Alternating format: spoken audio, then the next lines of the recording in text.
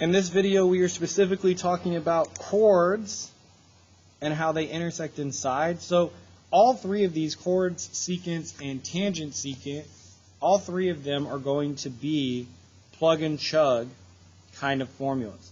So here's what we're going to do. A chord is if two chords intersect inside a circle, then they produce the product of their segments is equal.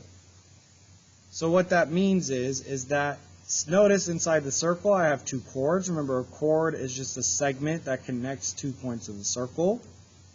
And notice the formula, A times B, X times Y. So that's all we do, is we take the pieces on each side of the intersection and multiply them together. So let's do an example. Looking at our notes examples here, we see we have these first three, and they're all chords inside the circle. So let's start with the first guy. Here's our intersection. Our formula for this was A times B is equal to X times Y. So we have one line, which we can say is 8 times 4 is equal to my other line, which is 5 times X.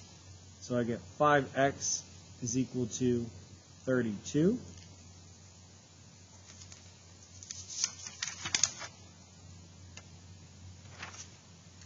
And then I divide by 5 and get X is equal to whatever 32 divided by 5 is, which is going to be 6.4.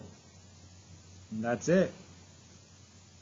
Let's do another example. Here I have my intersection point, and I have 3x, because 3 times x. And then I have 2 times x plus 4. And notice I put it in parentheses because that 2 is multiplied to everything, so I have to distribute.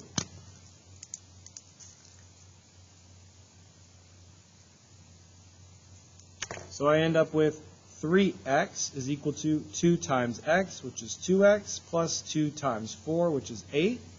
I subtract my 2x, and I get x is equal to 8.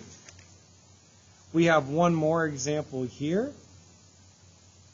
which is a little bit of a toughie, but we'll see. We have 3x times 4x is equal to 6 times 8, which means that we end up with 12x squared is equal to 6 times 8, which is 48. We divide both sides by 12. We end up with x squared is equal to 4. And then we take the square root. Remember, if I multiply variables next to each other, then that is the same thing as squaring them.